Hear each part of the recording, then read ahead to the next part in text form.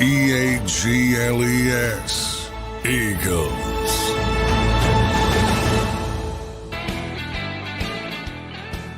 Welcome in, everybody. A Thursday edition of Birds 365 as we now prepare for Week 4 for the Philadelphia Eagles going up against the Tampa Bay Buccaneers. Johnny Mac, right around the corner, my man. I mean, this week is flying. Every week is flying by when you get into the Philadelphia Eagles season. Week 4 right around the corner. How you feeling on this Thursday morning, Johnny Mac? Yeah, not flying by for me. Those Wednesdays are tough on Sunday games for it's big practice day, obviously, and the Eagles scaled back to a walkthrough, but just the time, the locker room, the practice, it's a long day. But anyway, it moves quickly as you get to the season, and I think it's a solid start for the Eagles. 2-1 ended.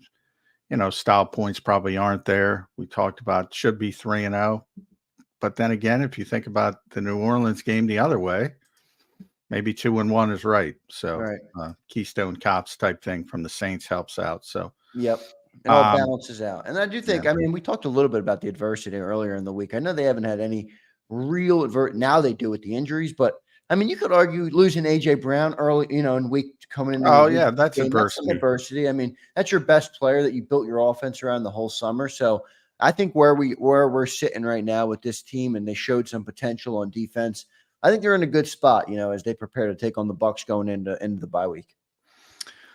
This game is a tough spot. I've kind of intimated that during the week. I don't think Tampa Bay coming in off a really, really poor performance, playing at home, obviously, in the Eagles' second consecutive road game. It shapes up as a difficult spot for me, but, we'll see how the injuries shake out. They're going to have to play differently if AJ and Devontae are not available. If one's available, even you have to shift a little bit, but at least you can pretty much play your offense, and then it becomes a concern if they're both off the field at the same time, which is difficult. That's you're not going to replace A.J. Brown and Devontae Smith. You can't replace A.J. Brown. We talk about it all the time, and Jahan Dotson and Johnny Wilson and Paris Campbell. Then it becomes a Saquon Barkley, Dallas Goedert game almost by necessity. And then we talked to Saquon yesterday. The touches are starting to pile up to the point where, they're going to have to rethink that now you're trying to win the game. You got to get through this game as you get to the bye week. So I think if there's no AJ and Devontae, it's going to be all Saquon all the time. But coming out, they're really going to have to reassess that and maybe even be a little bit more disciplined to help them get through the season at a high level. Because teams around the league do this all the time. You have a top running back, and maybe every 4 series you rotate in the backup just to take some of the workload off the starter. Of course, you don't want to do that late in the game, late in the close game. So you got to be really disciplined earlier in the game. Say, you know what? This is a Kenny Gainwell series. People are going to be pissed off, but you got to do it. It's not going and getting the 414 touches. You already said yesterday, everybody's banged up in week 3. Yeah. It's not. And Saquon's taking some hard hits as well. I know he's not banged up, for the injury report, but he's taking a couple big. I remember that one. I forget what game that was. He got hit hard, and people were like, "Uh-oh, that might have been game 1. Did he just get hurt?" So, he did leave. He did. That was the one time you saw Kenny, and people were questioning it. Like, why is Kenny Gainwell in the game? Well, at the time, it was because he got banged up at the end of the first half. Is when you were talking, and that was the reason, because he was banged up. But what I'm saying is, you're going to hear it, and maybe it's Will Shipley as well. But you got to do it. I don't know other way to, and that's where the discipline comes in, because obviously you want Saquon out there, but again, do you want him out there for 6, 7, 8 games, or do you want him out there for 17 in the playoffs? Right now, Kenny Gainwell's got 3 attempts, 3 rushing attempts. Will Shipley's at 0. Kenny Gainwell's got 3 receptions. Will Shipley doesn't have a reception yet. Those are your backups. That's the reason I'm saying that. Saquon's got 63 touches on the ground, and he's got 10 more receiving. Yeah, 10 more. So he's at 24, 25 touches a game. That, you expand that out, that's over 400 touches for the entire season. Yeah. That's going to be difficult to continue from his standpoint. And I'm trying to pull up the quote. Yeah, I don't think you want that as a fan either. I mean, you want this Well, guy, you shouldn't. you but want him that's the playing good dichotomy. football late in the season, especially going into that playoff. You don't want 425 Yeah. touches. Well, that's the thing. But everybody gets excited about stats, and I was leading the league in rushing. That's awesome. Like, who cares? Who Yeah, right. cares? You want a rushing champion, or you want a Super Bowl champion? It's so true. It's so true. It's And it's clear, he's proven, I think, already how much he could help us in those games, to get to a Super Bowl championship. When you talk about the impact he's had, the home run plays that he's had, you want that guy healthy. So we're going to see what they end up doing. I think that's a good point by you. Everybody's talking about the receivers are out. Well, we got to balance Saquon as well. So, John, you said you were down there all day yesterday, obviously, for, the walkthrough the Eagles had. What were your takeaways from yesterday? I found it. Let me just throw this in there before Yeah. we turn the page there. So this is Saquon yesterday.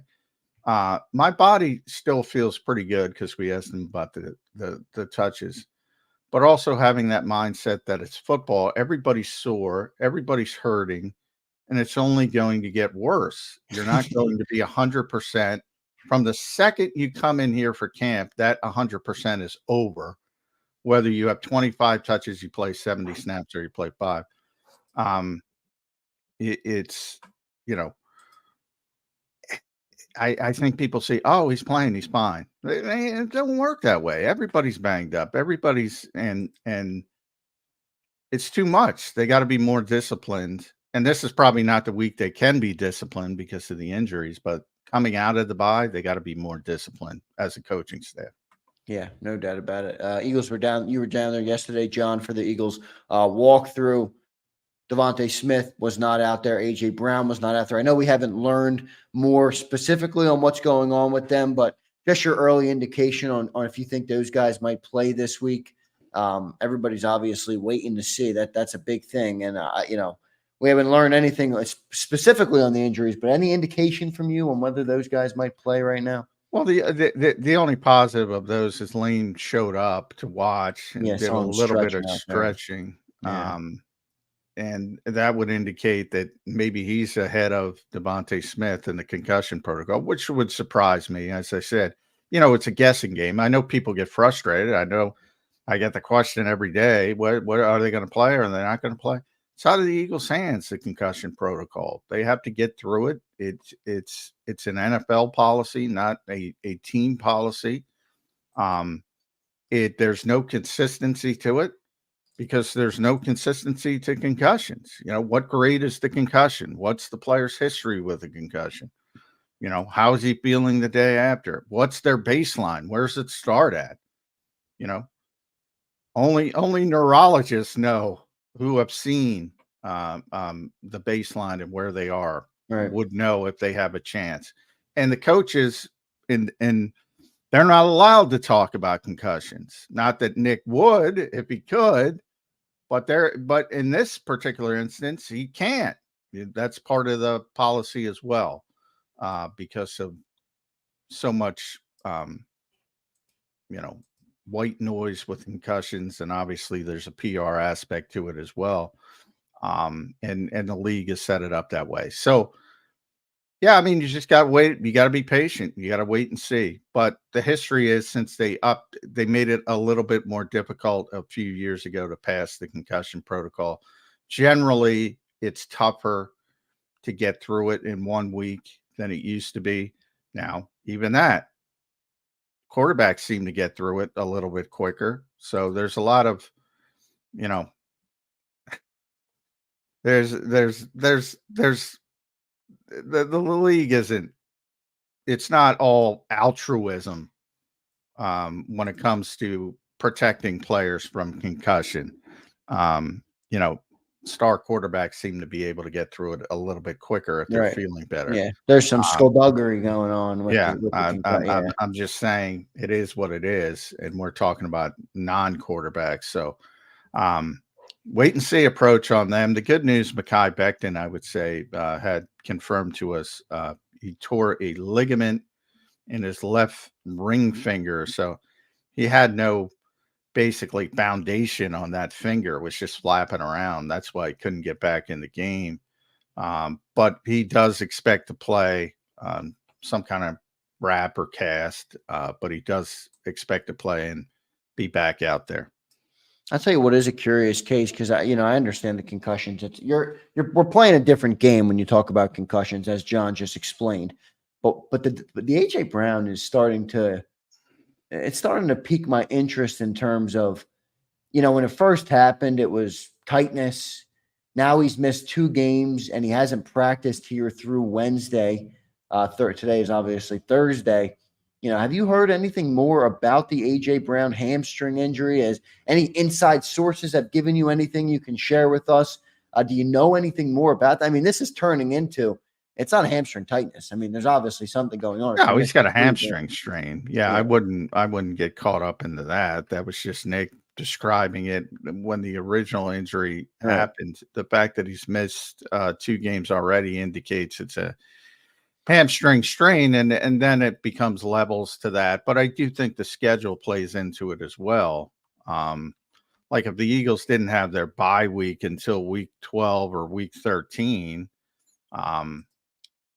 yeah, I think it would be a different approach. I think they're trying to get through to the bye week, and trying to play it cautious from that standpoint. So I think that's what it's about. I think the schedule, they prefer to wait until after the bye week. Can they, if Devontae Smith can't play?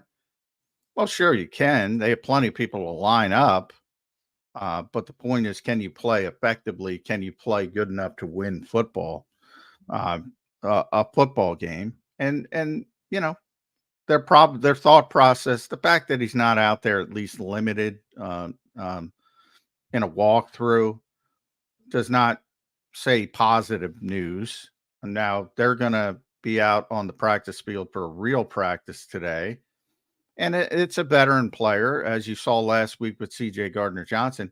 He missed 2 practices he played in the game. So it's not like for a younger player, rookie player, even first-year player, not with a guy with a less experience, it's always, all right, he's not practicing, he's not playing. With AJ, yeah, I mean, he could play, but with that type of injury, my thought is that they would like to get him ramped up during the week, test it out a little bit. So I don't think it's positive, but I don't think it's overly concerning either. I think you see the obvious blinking lights, bye week, but that's the only thing about being cautious and getting. He'll definitely be back after the bye week. There's no concern about that. Okay, so good stuff there. AJ might miss the John. That's a good point. You talk about a hamstring. Obviously, that's one of those things you'd want to work back in, John. When we talk about it, let's just play a game for a second and assume that AJ and Devontae are not going to be on the football field this week for the Eagles. What do you see the lineup looking like for the wide receivers? I know the names, but who's going to line up where, and how do you think that would play out in the absence of those two receivers? Jahan Dotson would be the de facto wide receiver 1, if you want to call it that. Paris Campbell would likely be elevated from the practice squad and be the Devontae Smith role. And then you could really argue that Britton Covey being out is, at least from an effectiveness standpoint, is been their 3rd receiver. But he's not obviously going to play either. So Johnny Wilson would be the third guy who is more of a situational player at this point. And you have to ramp it up a little bit. Yeah. So it's not good.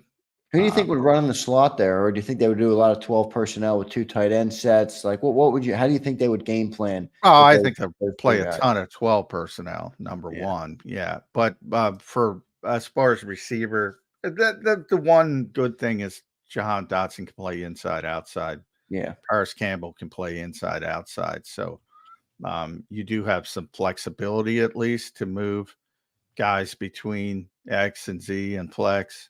Can they do it effectively? It's one like anybody can line up anywhere. Anybody can line up anywhere. Right. How and they effective do they it. are, Can they do it effectively? Right. That's what it's about. But those two particular players are used to playing inside and outside. So John, I'm smelling a Johnny Wilson day, baby. I'm smelling a Johnny Wilson. Welcome to the league moment, Johnny Mac. Well, there might be you never know. I mean, you get some opportunities.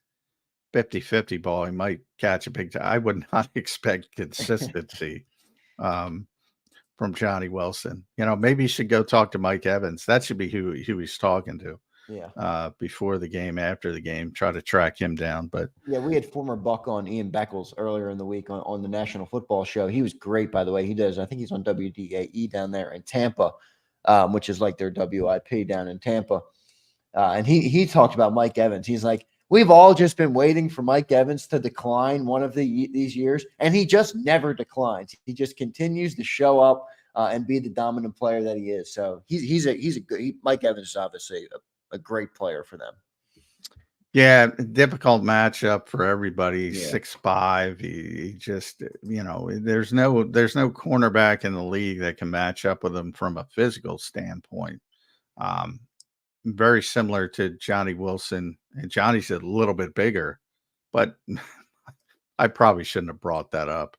Obviously, not quite the doesn't quite have the pedigree that Mike Evans. Skill standpoint, not the same. But Mike Evans is been one of the more underrated players in the NFL for the longest time.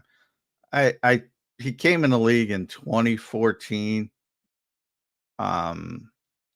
As a first-round pick, obviously, 7th overall. So he was a top 10 pick. So a lot was expected of him. But for whatever reason, Tampa, not the largest market in the world, obviously a lot of high profile when Brady was there.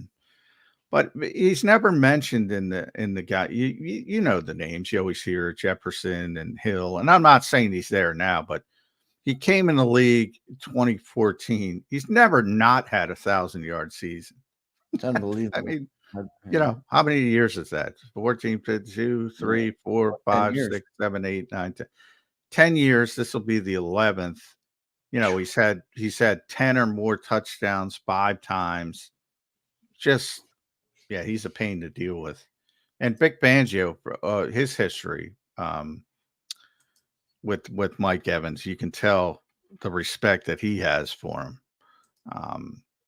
So I think to people in football, it's well known, but he does things in Honest NFL. The Honest NFL, follow him. Used to work for the Eagles back in the day. He had mentioned he's a big. He likes Vic's defense, studies Vic's defense a lot, and he's noticed how he game plans for Mike Evans. And he mentioned that he probably treats him with more respect than just about any other receiver in the NFL. He's really good. Yeah, I'm gonna close up this segment here on just the update on the injuries. I want to talk about Lane Johnson, but while we're doing that, we just talked about Mike Evans, and Darius Slade did get banged up. I know he was a full participant in practice yesterday, so I think he's gonna play and everything. It doesn't look right. He's gonna play this weekend. It's not. He's not looking like he'll be out. Yeah, but I wonder if look, he's on the other side of 30. Slade's got 9 lives, by the way. That looked bad. I thought, oof. He's got 9 lives. He's very durable. Saw Jimmy Kemsky posted up the end zone view of that too on the All-22, which I did see, but that was a nasty play by Trevor Penning, man. It was, man. Yeah, it was. That's old school dirty NFL offensive line play. Yes, it is. Um, yeah, that was the dirt. That's why everybody was focused on Devontae because of the violence of the hit. I said people hate me for it. I mean, to me, the officials should have came in and blew it all up, blew the play dead way quicker. But as far as the Yeah. hit, it's not an illegal hit. Yeah, the hit from the defensive lineman, you're correct about. I think what people are pissed about on Devontae, because one of our viewers tagged Yeah, me the in other something guy yesterday. said, Yeah, the other spit dude. it I mean, on. and Devontae's helmet was off at that point, and you can't really see it from the video, but it looks like the crown of 98's helmet goes right into Devontae Smith's chin, which Yeah, is he'll obviously, get fined. But I yeah, I think he got in the fined moment, at 4,600. He least got fined, John. in the moment, people were saying the hit was illegal. It's not. I hope they realize that, but it's the last thing we want is this league scaling back even more with legal hits, but or at least should. Um, but the penning play, I mean, that's ridiculous. Yeah. Blocking a guy that far out of bounds. Yeah, I mean, he knocked one of his own coaches down. Yeah. So, that to me was, the guy coming in afterwards, he had bigger deal than, but I don't think he spit on him. There's no evidence of that, but, a lot of people get upset. Yeah, he got a $4,600 fine was the update. I want to thank everybody, by the way, for being here this morning. One last thing on the injury report. We're going to get to our break, and then we're going to dive into the preview of this game. We have no guests today. I want to let everybody know that. So if you do want to get some questions in, all super chats will be taken, and we'll also take some other questions from our viewers later on in hour number 2. I do want to talk about Brandon Graham later. We're going to talk about Jalen Hurts versus Todd Bowles. Todd Bowles has kind of had Jalen's number in a way. And then I want to ask John a little bit about the new offensive coordinator in Tampa, who's done a good job, comes from the Sean McVay coaching tree. So we'll do all that after the break. Thanks, everybody, for being here. John, last point on the injury. Lane Johnson, I know you said he was out there yesterday. Again, we don't know if he's going to play. We have no update yet on whether he's going to play. But I will say this.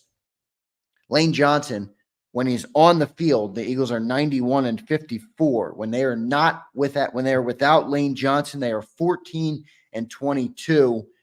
He is obviously one of the most important pieces on the football team, one of the best players on that offensive line for a long time now. Are the Eagles' offensive line equipped to lose Lane? How do you feel about that coming into this game if we just envision for a moment that Lane might not play? Well, yeah, I mean, you just said the numbers. It's never good. Yeah. For many years, I say AJ Brown is the best football player. For a couple of years, it was Lane Johnson. Yeah, before and AJ, it was Lane. Yeah. Yeah, and then it was Fletcher probably before that. But so same thing. Very difficult to lose a player like that. I think Brad Johnson did a nice job filling in game. The problem is, if Tampa Bay is preparing for Fred Johnson, and Right. From a preparation standpoint, it's about preparing for Lane Johnson, getting ready for Lane Johnson in case he's out there. But you're going to have that contingency. If he doesn't play, we're going to do this, and we're going to attack this, and then they're certainly going to put a big circle around Fred Johnson. I don't think there's any doubt about that. And Mekhi Becton's playing. Tyler Steen even played better, I would argue, from the standpoint of his ability to hold up in that particular game. Yeah. Tyler Steen looked good. Yeah, good he numbers. did. Yep. But the same thing would have applied with Tyler if you get a chance to game plan. But Mekhi's going to play, so not as much. You're going to have at least one of them. And that's going to make it a little bit difficult. But the Bucs are banged up as well. Their injury report was much longer than the Eagles. So it's not just attrition for one team. They're pretty banged up themselves, and that's probably one of the more bigger concerns from their standpoint this week. So I'm trying to pull it up real quick. 1, 2, 3, 4, 5, 6, 7, 8, Yeah, they got 9, a lot. 10, I'm 11, looking at it right 12, now. 13, 14, 15, 16 players were listed on the injury report. Now, a lot of them were full practices, not a lot, most limited. The guys who didn't practice were Cameron Johnson, who's a wide receiver, but Antoine Winfield Jr. is in that category, and he might be their best player. Vita Vea is limited. I mentioned Clancy. He's obviously now they're more interior guys, but Logan Hall is a guy who plays. He's banged up. William Golston's a defensive lineman. He's banged up. So they're really banged up on the defensive front. So they might not be in a position to take advantage of it because of their injuries. So similar to last week, who handles attrition better? The Saints did not handle losing Eric McCoy well at all. No, they did not. The Eagles handled losing their entire right side much better than the Saints were able to do with one player. So, who handles that attrition better on a particular game day? But, you want Lane Johnson out there if possible, to say the least. No doubt. It's Fred Johnson season, Johnny Mack. So hopefully the Eagles offensive line is able to be up to the size of Fred Johnson's Crocs, by the way. My God. I've never seen Crocs that big. What's he, like a size 20, 18, I don't know. 17? It's unbelievable, though. It's a big dude. Big dude. That's pretty good little insight right there. Fred Johnson's got some big Crocs. Classic. All right, let's get to our commercial break. Before I do that, I want to thank my man, Johnny Mack. Prince upgrades his membership to become part of the JAKIB family. So, Prince, thank you, man, for the support of the channel. Appreciate that. Goes a long way. So thank you for doing that, my man. Appreciate everybody. And Jason A-Team did the same as well. So big shout out to Jason A-Team as well for doing that and supporting our channel. Thank you, guys. It does not go unnoticed. So thanks for all the support you guys have given. Great stuff in the chat, everybody. We got a good crowd in here this morning. Make sure you guys hit that like button. We're gonna get to our first commercial break, and then, as I mentioned before, we're gonna dive into this game. There's a lot of good storylines coming into this game. We just hit on the injuries, but Mike Evans and Chris Godwin, that's a good matchup. Todd Bowles versus Jalen Hurts is a good matchup. Todd Bowles has had Jalen's number a little bit at the start of his career. I believe Jalen is 1-3 versus Todd. So a lot of good storylines in the game. And then we're also going to talk about our man, Brandon Graham, who's feeling good, looking good out there. And he's wondering, maybe I will be back for another year. So we'll talk about all that coming up next on Birds 365. Hit that like button, everybody, and stay tuned. We'll be back in 3 minutes. If you missed any of today's show on the JAKIB Media channel, listen to the podcast on your way home. Available on YouTube, Apple, and Spotify. He's blocked well and tries to cut through the middle. Oh! Your gut says Miami is going to win, and you should take the over. Your gut also said your NFT selfies would only go up in value. They didn't. But your head is on Sports Grid and knows the QB is in concussion protocol. The backup has a 45 QBR against the zone coverage. The New York D has the most sacks in the league. So yeah, trust your head. It's smarter to be on Sports Grid.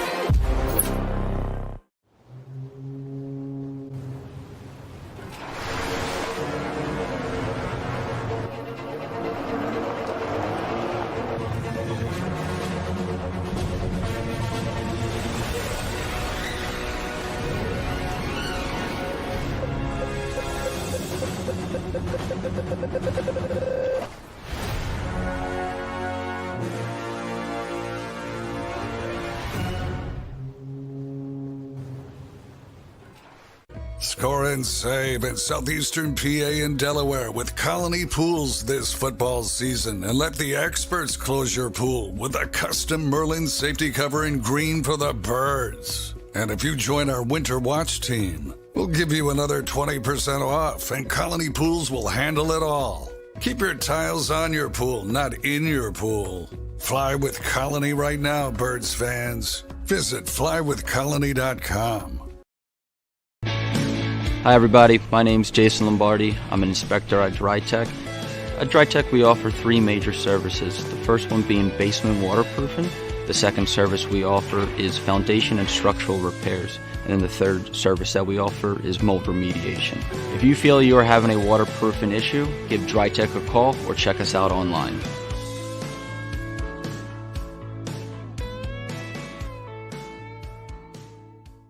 Heading down the shore, have a ball once more. Here, imaginations run wild and time stands still. Because here, you can find the best of the Jersey Shore, all on one 5-mile island. So leave the old you behind and get lost in the woods. Wild, wild, wildwood day. Plan your stay in the Wildwoods today. EAGLES, Eagles.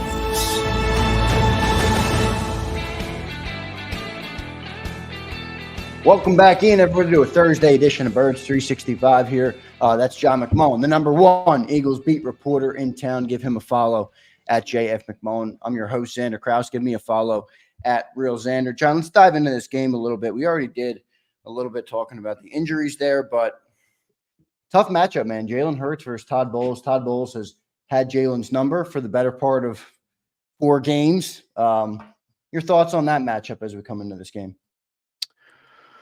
Yeah, I mean, the Eagles proved last year at the beginning of the season that they could get over the hump, but the bad has been worse than just about anybody else when they're playing Todd Bowles. He seems to have a better handle on handling Jalen Hurts than most, and he seems to, obviously the blitz is a big part of it, but he also wants to keep him in a certain box. He wants him to flush left instead of flushing right. And it's been very, very successful for him. The adjustments have to come the other way. Now, they stifled him pretty much defensively in the game they did win, and then things can go in a positive direction. So I do think you'll need another big effort from Vic Fangio's side. And, who knows? The running game can get going from that standpoint. Number one is take away as Vic talks about all the time, if you're 3rd and short, you're not going to be blitzing that much. But in the case of Todd Bowles, his history says it's coming. It's just a matter of when. And the Eagles need to be aware of that. I'm sure Jalen Hurts is aware of it because he gets the questions every week. He got them again yesterday about the blitz and about the evolution. And it's been better early this season. I'm a little bit surprised that they haven't seen a ton of it. But I think that ends this week. I think they're going to see it, and we'll see how they handle it. Yeah, it's going to be interesting to see. I think Todd's the toughest matchup so far for Jalen. We had some good luck. I respect Raheem Morris a lot. I thought the guy, and I'm already forgetting his name, the Packers guy. Who's the guy they hired that we went up against? The defensive Hafley. Hafley, yeah. I thought a couple of those guys would bring a little more pressure. They didn't bring as much as I thought. Now, Jalen's been pretty good against the blitz this year compared to last year. Now, it's been a smaller sample size, but he has looked pretty good. So it'll be interesting to see how he matches up with Todd Bowles coming into this week. And I do think, John, you just talked about Saquon and stopping the run, but I don't have the exact number on where they're ranked right now. I got to pull it up, but I don't think this Bucs defense is very good against. No, they're not good statistically, at least early in the season. Again, just still really small, very small sample sizes, right? I'm not going to play that much into it, but yeah, they haven't been really. They haven't.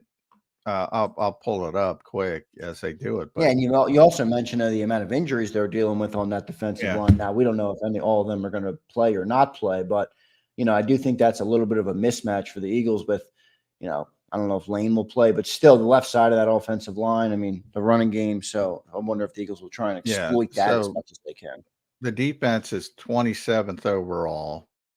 25th against the run, 24th against the pass. So they're not really doing one thing well, another thing not well.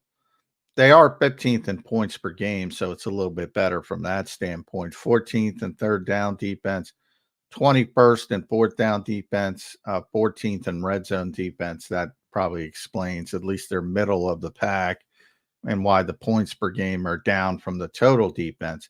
And then offensively, they're 26th overall. So they're not very explosive offensively. And this is the first, rushing defense. You're not going to see that 6-man front this week because they're 27th in the league in rushing, under 100 yards a game. But again, 15th in points. So they're a little bit better in situational football. But they haven't been great on either side of the football early in the season. And turnovers, of course, it seems like everybody's better than the Eagles. They're even, so at least they're treading water. The Eagles are -4 already, which is tied for 30th in the NFL. Yeah, so that'll be interesting to see if the Eagles are able to exploit that. I think on the other side of the ball, when you talk about the Eagles' defense going up against this offense, they got Mike Evans and Chris Godwin, who are going to be a problem no matter what week it is. Those are two great players, and Baker Mayfield's been playing at a pretty good level. They all regressed a little bit last week, in their loss to the lowly Denver Broncos and Bo Nix. But that's a bad game. That's my problem with this week, and it's completely intangible.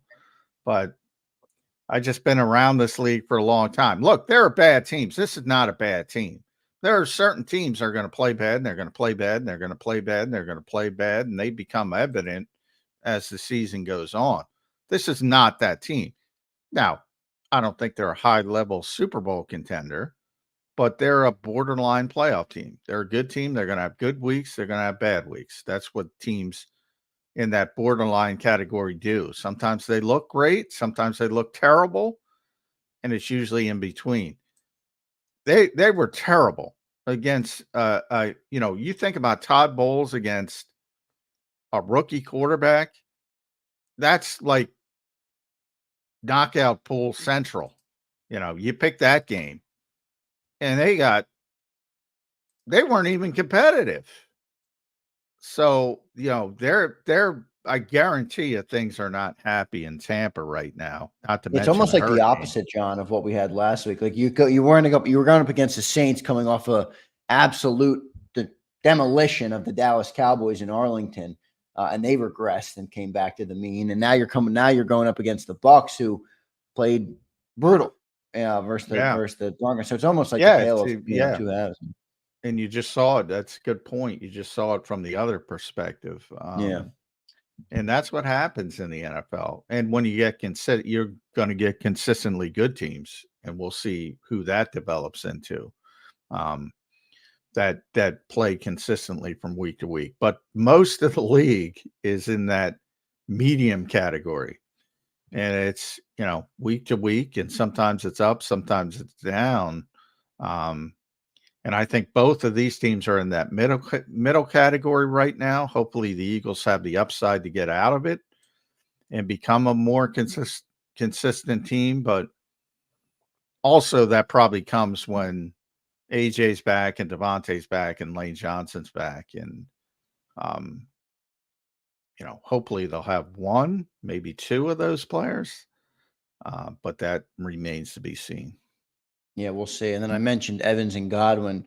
One of the key issues I think with that is they move them into the slot a lot. They move those players around a lot on offense, and their offense really does go through both of those two guys. But that's a tough matchup for Avonte Matt. That's a tough matchup for any corner against Mike Evans. But if they get him in the slot and get him in mismatches, that could be a problem for that Eagles defense all day. Well, everything's a mismatch. I was talking to Mike Gill yesterday. Everything's a mismatch with Mike Evans. I like about who's matching up with Mike Evans. It's true. But do you feel better about Slay and Mitchell or Avonte Maddox? Well, Yeah, I mean, they're better It's like you always players. say. So, It's a mismatch either way, but you got to yeah. play to your advantages as much I as you mean, can. yeah, well, Slay's the best, obviously, Right. of that group, and it goes from there. But it's still a mismatch. He can't match up with a 6'5" guy. Yeah, no. There's literally no corner, because Mike was asking me that on his show. There's no corner in the NFL that can match up with him from a physical standpoint. Tariq Woolen would be probably the closest out in Seattle. But there aren't 6'5" corners. And if there are, they're usually really ineffective. And there aren't many, by the way, and that's the problem with Johnny Wilson. Everybody jumping on Johnny. There aren't too many 6'5", 225-pound effective receivers for the same reason. Yeah, right. Generally, they're going to be bigger and slower, and yeah, they might be a mismatch from a size standpoint, but they can't gain separation. Johnny, the word you used for the Eagles offense yesterday is the same word you can use for Johnny Wilson. Clunky. Well, that's the thing. Most 6'6", you see some of these bigger receiver, EJ Jenkins being a perfect example. He was a wide receiver. They moved to tight end. Why?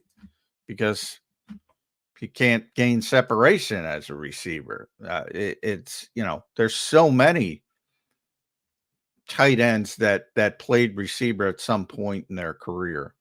And it can go, Jordan Matthews is still hanging around this league, moving to tight end. JJ Arcega-Whiteside tried to move to tight end in Seattle, didn't work out. Yeah, that's why Mike Evans is so unique. Yeah, we'll see how the Eagles are able to slow him down, if at all. I do think look, I hear what you're saying. It's a mismatch for everybody, but him in the slot could be a problem, or really Godwin too. I mean, either of those guys in the slot is going to be a problem that the Eagles defense is going to have to figure out, a way to manage that the best they can. So Vic Fangio is going to have to, what kind of type of defense you expect him to run in this game? Last game, it was a lot of 5-man fronts, even some 6-man fronts. He's not pulling out the 6-man front again. Yeah, he can't, right? I mean, no. By the way, I'm upset I didn't get that before the game. I told Brandon that yesterday. Yeah, I heard. I was upset at myself for not figuring out he would do that. But he's not going to do that every week, and he's certainly not. New Orleans came in averaging 187 yards rushing. So he was clearly worried about stopping the run. And that's how you stop the run. You create one-on-one matchups, and he did it back when Sean McVay was setting the league on fire, back when the Rams went to their first Super Bowl that they lost. And he was the one who came up with it. He was the one who figured out how to slow Sean McVay down. And it was that 6-man front when he was with Chicago, and they completely shut him down, and he pulled it back up. And I asked a bunch of guys. I asked Brandon. I asked Milton Williams. I asked Thomas Booker. I said, has he had this, you working on this in camp? Like, not really, for the most part. That's the beauty of Vic Fangio. He just rolls that out. Everybody's like, what are you going to do to stop this? What are you going to do? And he's a really good coach. Eagles fans should be thrilled to have Vic Fangio. I don't know about his people skills, but he knows what the hell he's doing. Yeah, lacking in the people department maybe a little bit, but he makes up for it in coaching. It also helps when your star players play good, John. That's something. Oh yeah, I mean it helps. It's always players first. Yeah, I will never. It's always players first. Always. Yeah, good stuff. But the defense did bounce back in a big way last week. So this is going to be a good matchup. You pointed out that it's kind of a tough spot with the Bucs having a really bad week last week. But, even with our injuries, I still think I like the Eagles in this game. If they're able to manage the blitz from Todd Bowles, I think they could beat this team. So it's going to be a good game this weekend. The other thing that the Bucs have that's a strength, I think, for them is that secondary. So when you talk about no AJ and Devontae, it might be tough to get this thing going in the passing game for the Eagles. Now, you went mentioned Antoine Winfield was on the injury list. I think he's going to play. I think he was a limited participant. Yes, I'm not sure if he was a DNP or a limited, but No, that he secondary didn't they have is pretty practice, good. but sometimes with players like that, you're just trying to Yeah, manage right. They're to a older and degree. they have the Yeah. lenience to kind Well, of he's do what not they old, need. but he's so good. They try to I manage thought him he to was a like degree. 30 or something, isn't he? No, he's not that old, but he's only been in the league for, let's see. I knew his father very well, and his father was the He's young. best. He's 26. Yeah, he's Yeah, he's 26. the My best. age. His father was the best tackling cornerback I've ever seen, ever. Period. End of sentence. Um, and that it's a bloodline league sometimes, genetics league, the NFL. And I kind of knew that's one I got right coming into the draft.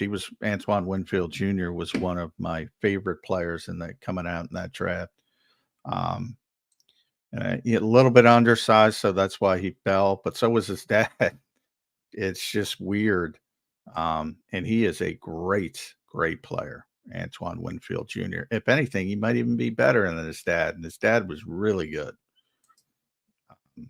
So Who does dad play for? I'm looking at see. Oh, he's a Viking. Right? he's the first round pick of the Bills. Yeah, Vikings. I covered him there, Seattle. And So you did. I'm sorry, I was going to ask you. You did cover him when you were there. Yeah. Yeah. Yeah. I can't say enough good things about him. I people always go back to here for the Philadelphia reference for people that was the Joe Webb game. They call it the Joe Webb game when it was that weird snowstorm game and they had to play, I forget what it was, Tuesday, Tuesday, I think. And it became the Joe Webb game, who was not a great quarterback, but very athletic, sort of on the cusp when things started to change with the RPOs and stuff. And the Eagles were heavy favorites, obviously. And the Vikings won the game, and everybody calls it the Joe Webb game. It was the Antoine Winfield game. He destroyed, and you rarely see that from. He was a corner. His son's a safety. Leslie Frazier was their deep. I believe he was the head coach at the time, but they were blitzing Antoine Winfield off the slot. It was Michael Vick. It was fumbles. He had an interception. So I always call it. Everybody calls it the Joe Webb game. I call it the Antoine Winfield game because you never see a cornerback dominate a football. They're not allowed to. I mean, it's just not.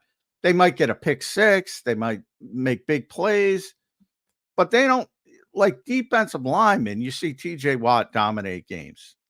He dominated a football game as a cornerback, which you never see. Never. Wrecked the game. Wrecked it. Pretty good football knowledge right there from Johnny Mac. Been around the game for a long time. So good stuff there. Look at this, though, Johnny Mac. Slager checks in. Our man Slager, he says, fucking Joe Webb. I was at that damn game. And smoke was it coming out of wasn't my Joe ears. Webb, dude. It was Antoine Winfield. Think about it. Wrecked it. Wrecked that game. That's what I'm saying. Everybody calls it. Joe was okay. He played well. He played much better than expected. No, it was the Antoine Winfield game. Good stuff there from Johnny Mac. Thanks, everybody in the chat. We do have a super chat I'm going to get to. Thank you, Nick Marchetti. And thanks, everybody in the chat this morning. Great crowd, as always. We're going to continue to break down this Bucs game. We have no guest in hour number 2, so any of your guys' viewers' chats, super chats, will go to the front, and we will hit on some of them for sure. Let's go to Marchetti. Nick, we did already hit this in the open, but I'll let Johnny Mac just break it down for you to answer your question. There's a chance AJ or Smitty plays this game on the super chat. John, Nick probably missed our open, but just real quick to your response to Nick. Is there a chance? Yes. Is it likely? I don't want to go through the whole concussion protocol thing again, but it's not. I think the Eagles are trying to play it cautious with AJ Brown, the hamstring injury. I think it's about the bye. I think it's about getting him completely healthy after the bye. If they can do it, the question is, can they do it if they also don't have Devontae Smith? And concussion protocol is different for every player. It's out of the Eagles' hands. They have to be cleared by an independent neurologist. So we don't know until we know. And he wasn't at practice yesterday. I'll be down at practice later today, and we'll see if he's there. But he's probably got to get on the field pretty quickly if he's going to get through concussion protocol this week.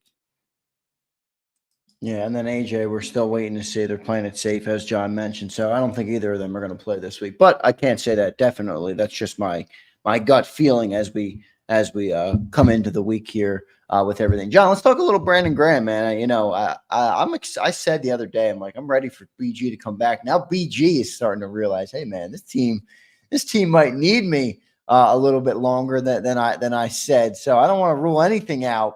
Your thoughts on Brandon Graham's early start to the year? He's playing at a high clip. Not only is he playing at a high clip, John, he's playing a lot of snaps. He's playing well, and he's playing in a big role right now on this defense. A lot more than our $17 million edge rusher we signed that we'll talk about a little bit later in the show.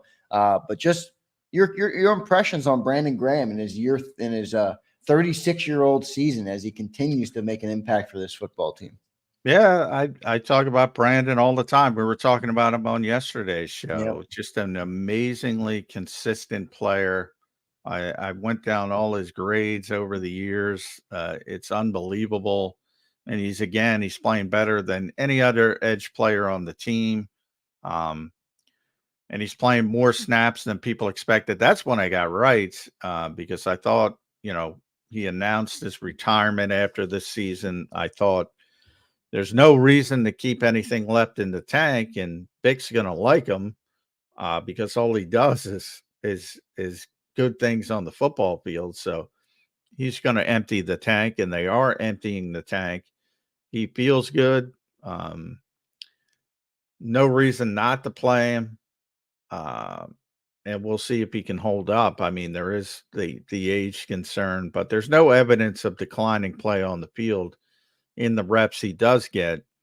And yeah, now he's starting to think about, maybe I should. That's obviously up to the Eagles. Number one, Nick Sirianni's got to be here. So I don't know how many things have to happen, because if Nick Sirianni's not here, then you have a new coach, and are they going to bring Vic Fangio back?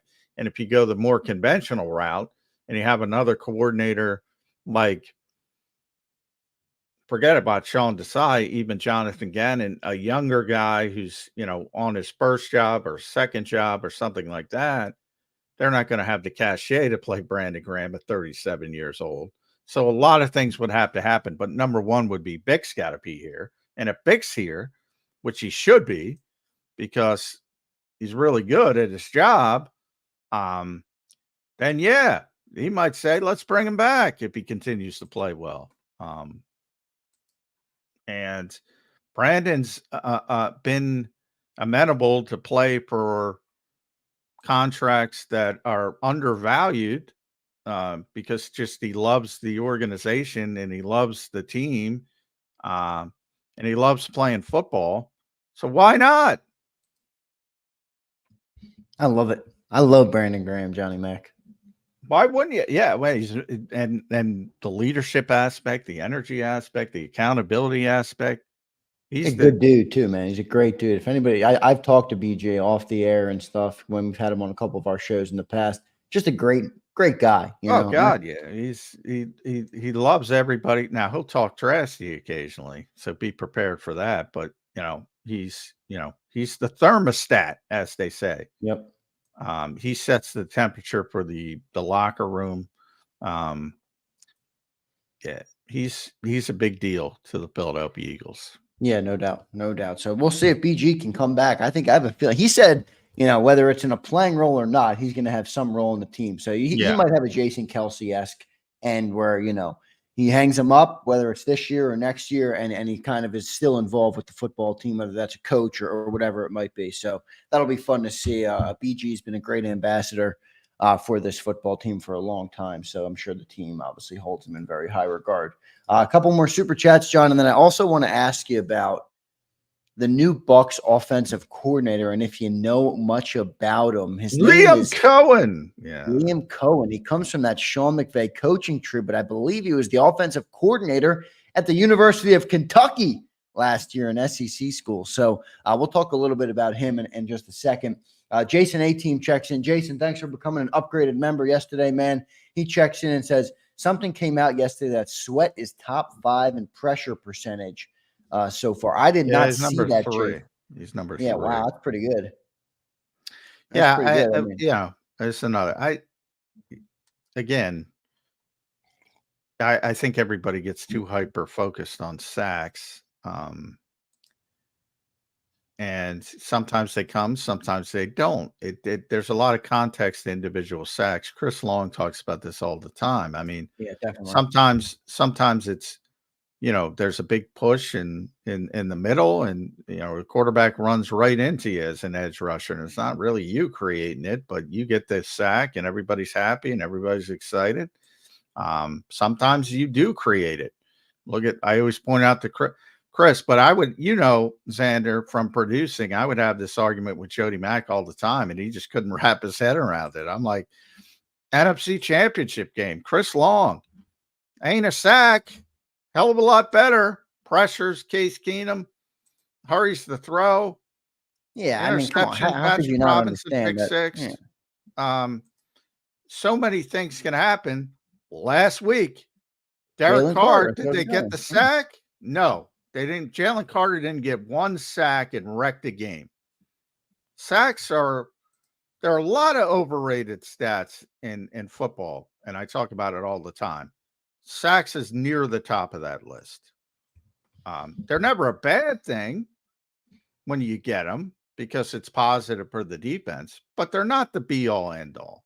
Yeah, they're not the only way to quantify success for a defensive lineman. And when you're playing, as we said in the lead up to the game, and Vic said, when you're playing New Orleans, you're not getting a lot of sacks the way they play. They play a ton of 12 personnel. They maximum protect. They run the football.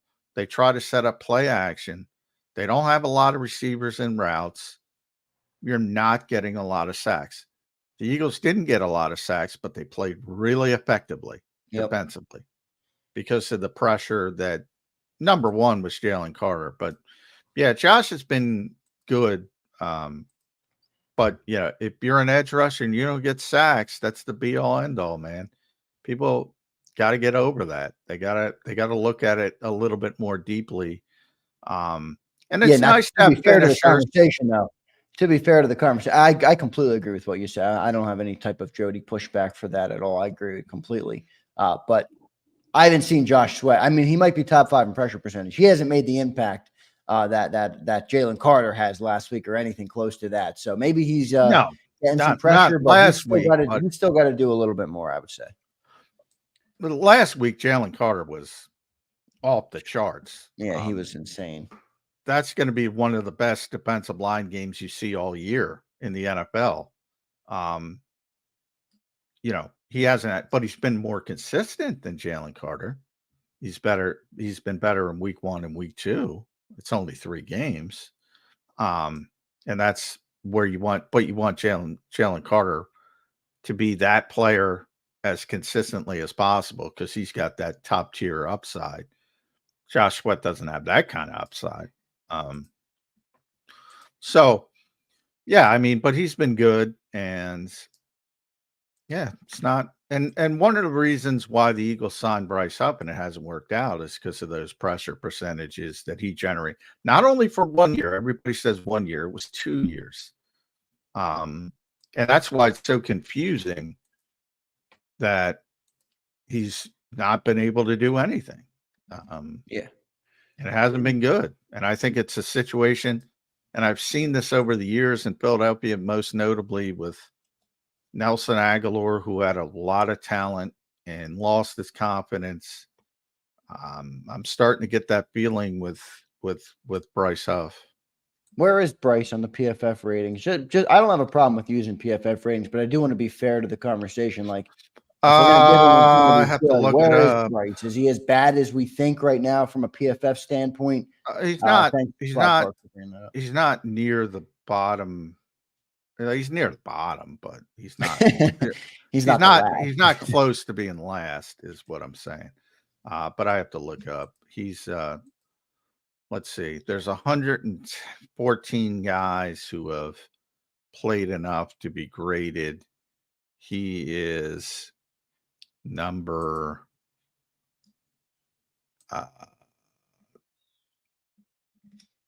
80. Where is he? I just lost him. Where the heck is he? It's in the 80s. Your He command is, F and search his name. That's what I do. yeah, that's what I'm doing. He's 89th. He's 89th out of 114, which ain't good. Brandon's 16th. He's the top. Josh is 34th. 36-year-old Brandon Graham at 16. He's unbelievable, man. I love fucking BG. The guy just shows up, man. Yeah. Oh, he's great, and he's so consistent. Like, I'm so consistent. Josh Sweat has a better pass rushing grade because of those pressures. But Brandon,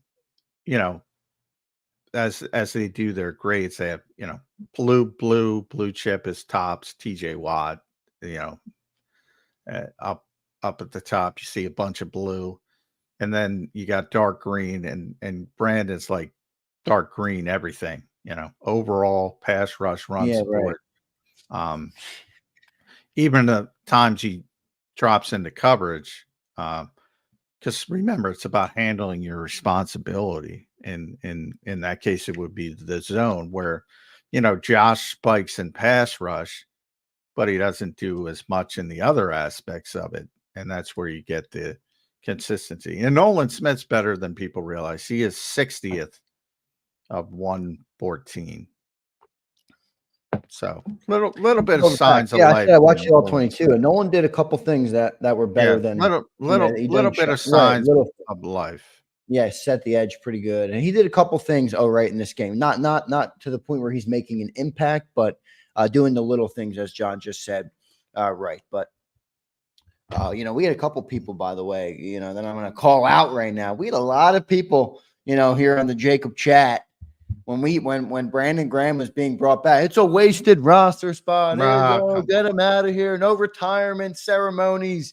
You guys got to eat your words on that one, man. You got to eat the crow on that one, because BG is showing up in a big way for this team yet again for this football. Well, they've been saying that for years. I don't know what they're watching, but yeah, come on, man. I love BG. And he's never BG hate zone right here. When he turned the corner, obviously early in his career, it was well known that, he tore his ACL, I believe. That's before I got here, but, and then Chip got here, and he wanted to play Travis Long, and Brandon thought he was going to get cut for Travis Long, which is, Chip, not the best personnel guy in the world. And Travis Long happened to tear his ACL late in the process, and he had to play him. And all of a sudden, started playing well, and it hasn't stopped playing well since. Never had a bad season. Yeah, John, he didn't do it today, but John has ran through his numbers over the years. It's pretty. I don't know. You don't have it handy, do you? Just for the sake of doing it, right? I can pull it up. Yeah, because it's listening to Brandon Graham's consistency over the years is pretty insane. You go back 10 years, and this dude is still at the top of the edge rusher list. Oh, you got to go back more than 10. 2012 is the year he turned the corner. Was ranked number 2 of 92 in the entire league. 2013, 19th of 88. That's his worst year, by the way, 19th of 88. 2014, 6th of 99. 2015, number 10 of 108. 2016, number 2 of 111. 2017, the Super Bowl season, number 5 of 108. 2018, number 7 of 104. 2019, number 15 of 104. 2020, number 10 of 110. 2021, he tore his Achilles, so that's a wash.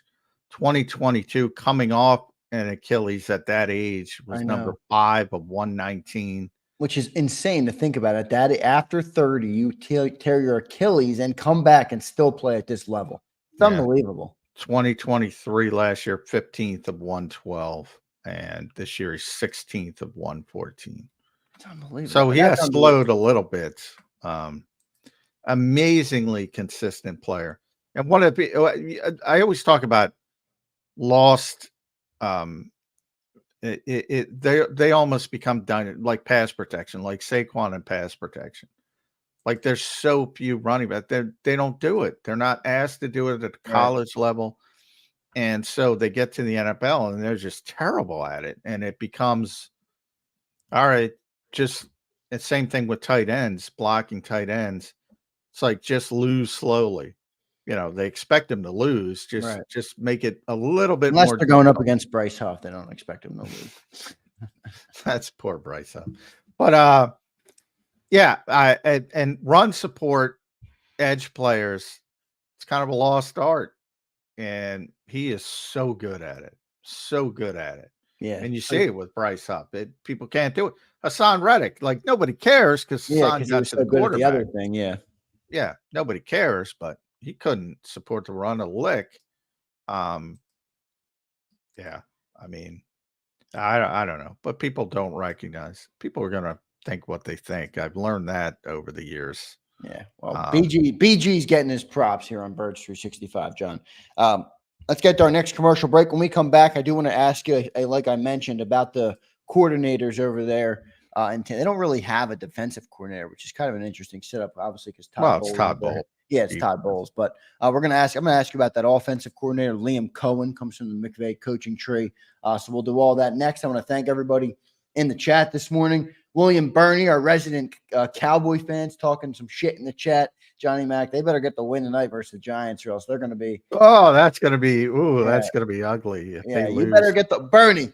I don't want to hear any more shit talk coming from you if you don't get the win tonight, my man. You guys better go out there and win that game. So appreciate everybody in the chat for being here this morning. Hit that like button. Birds 365 coming back in 3 minutes. If you missed any of today's show on the JAKIB Media channel, listen to the podcast on your way home. Available on YouTube, Apple, and Spotify. He's blocked well and tries to cut through the middle. Oh! Your gut says Miami is going to win, and you should take the over. Your gut also said your NFT selfies would only go up in value. They didn't. But your head is on Sports Grid and knows the QB is in concussion protocol. The backup has a 45 QBR against the zone coverage. The New York D has the most sacks in the league. So yeah, trust your head. It's smarter to be on Sports Grid.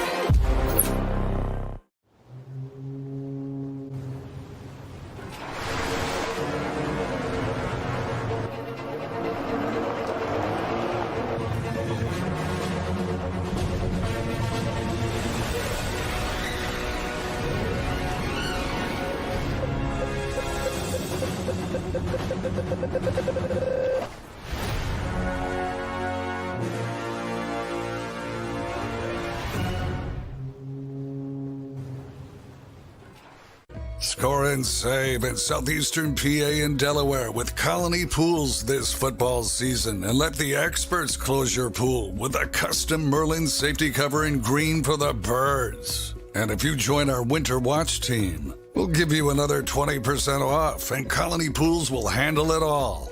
Keep your tiles on your pool, not in your pool. Fly with Colony right now, birds fans. Visit flywithcolony.com. Hi everybody, my name's Jason Lombardi. I'm an inspector at DryTech. At DryTech we offer three major services, the first one being basement waterproofing. The second service we offer is foundation and structural repairs. And then the third service that we offer is mold remediation. If you feel you are having a waterproofing issue, give DryTech a call or check us out online.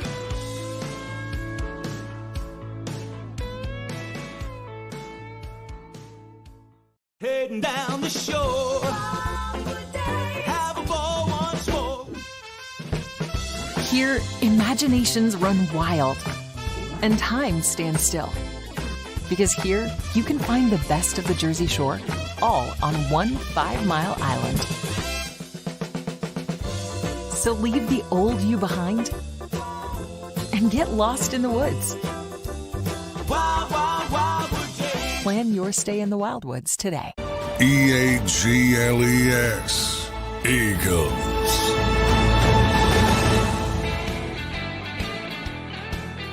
Welcome back in, everybody, to a Thursday edition of Birds 365. That's John McMullen, the #1 Eagles beat reporter in town. Give him a follow at JF McMullen. I'm your host, Zander Krause. Give me a follow at Real Zander on X. So thanks, everybody, for being here. Thanks for all the support on the channel this week. It's been great, as always. Johnny Mac, let's continue to dive into this game. It's been a good preview day for this upcoming Week 4 matchup between the Eagles and the Buccaneers. The next question I want to ask you is about Liam Cohen, the new Bucs offensive coordinator. He comes from the Sean McVay coaching tree, formerly coached, was most recently the offensive coordinator at the University of Kentucky. He also brought in quite a new bit of staff because they had Dave Canales, who replaced Byron Leftwich. Dave Canales is now the head coach in Carolina for the Panthers, and he brought a couple guys with him. So it's a new look offense for them, and it worked pretty well in those first 2 weeks. Obviously, they regressed last week, but what do you know about Liam Cohen, Johnny Mac? Yeah, he kind of bounced back and forth between the Rams and Kentucky, as you mentioned. He was the coordinator with the Rams for, I believe, only one season, and he went from Kentucky to the Rams, back to Kentucky.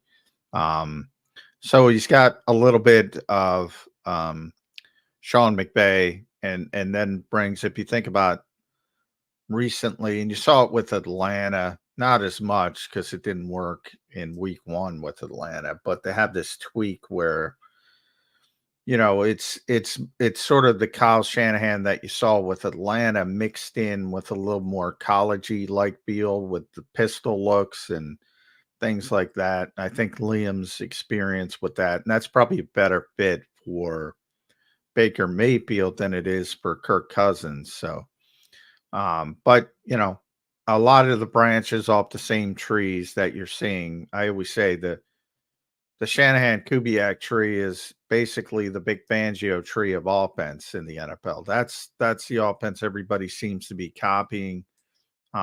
Little tweaks here and there from Sean McVay.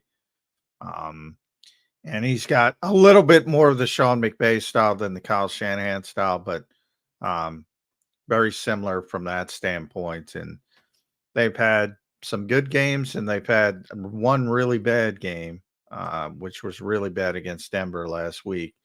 They scored 37 against Washington in week 1, but overall hasn't been that explosive.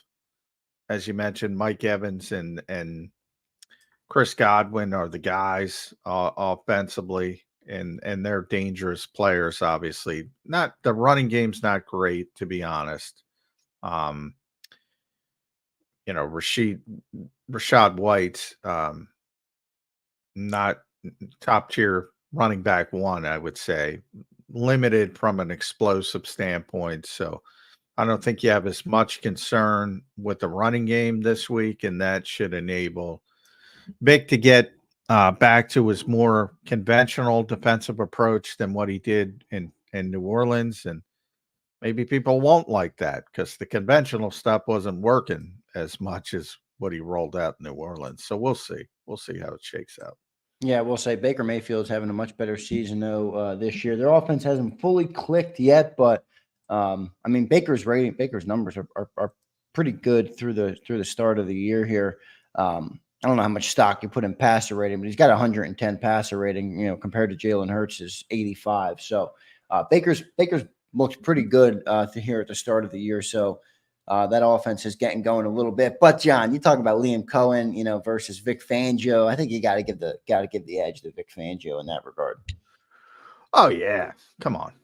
Yeah, I mean that's Yeah, Liam, I know you're from the McVay coaching tree, which gets you a lot of credit in the NFL. Well, first of all, I always say McVay.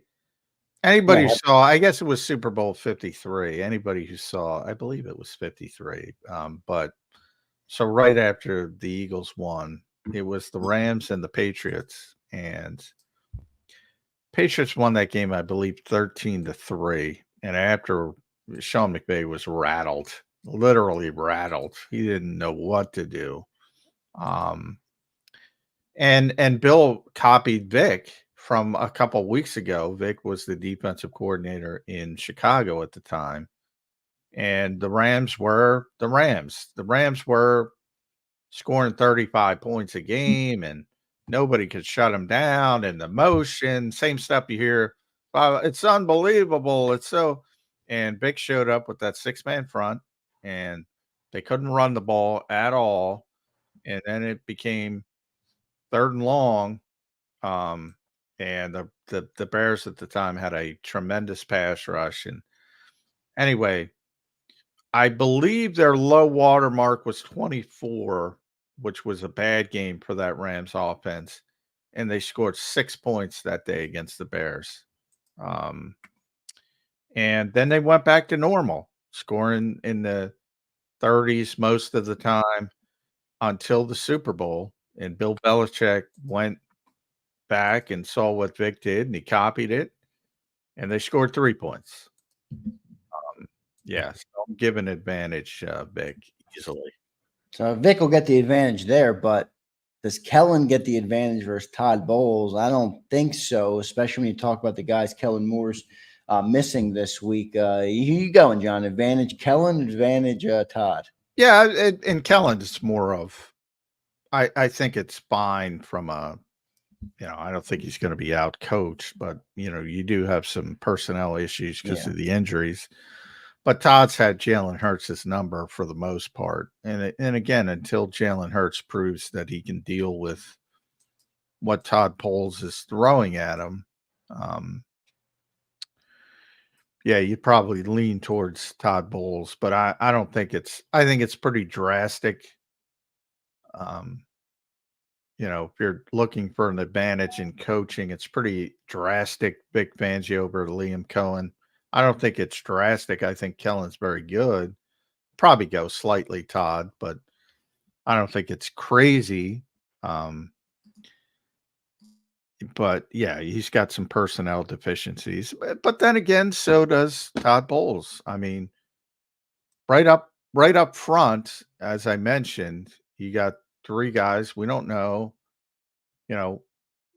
Vita Bea, is he going to play? Probably, but he's limited with a knee. You've seen the difference when he's out there and when he's not out there with Tampa Bay. Kalijah Kancey, who's sort of their undersized pass rushing guy inside, didn't practice with a calf. I know about that. Those calves are a pain in the ass. So he didn't practice. And then I mentioned Golston didn't practice. Logan Hall's the other guy, and he was limited with a foot. Yeah, they're dealing with a lot. It does seem like it's a lot, though, of guys who are banged up, but not too banged up. They're not going to play.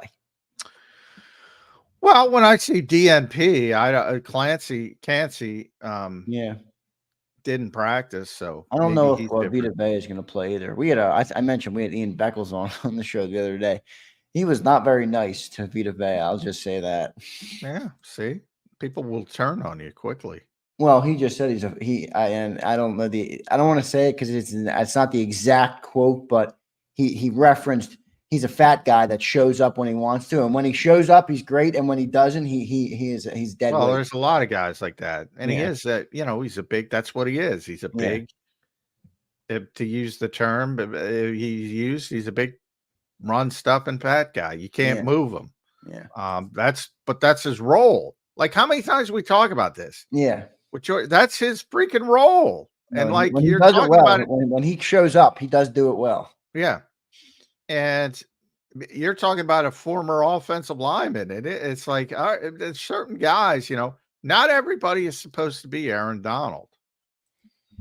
Everybody, there's different roles, and Vita Bea has been one of the best run stuffers in the NFL over his career.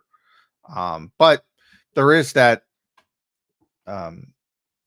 effort tag there always that effort tag with guys that size. I think you see it here with Jalen Carter and Jordan Davis. Everybody talks about their effort. I don't like to talk about anybody's effort because their conditioning, to me, that's open for criticism, but it's very hard to say a guy's not trying. Are they playing poorly with poor technique, like Jalen Carter in the opening couple weeks? You can say that, but effort, I don't know. Why would somebody go out on the field and play with poor effort? They're just going to embarrass themselves.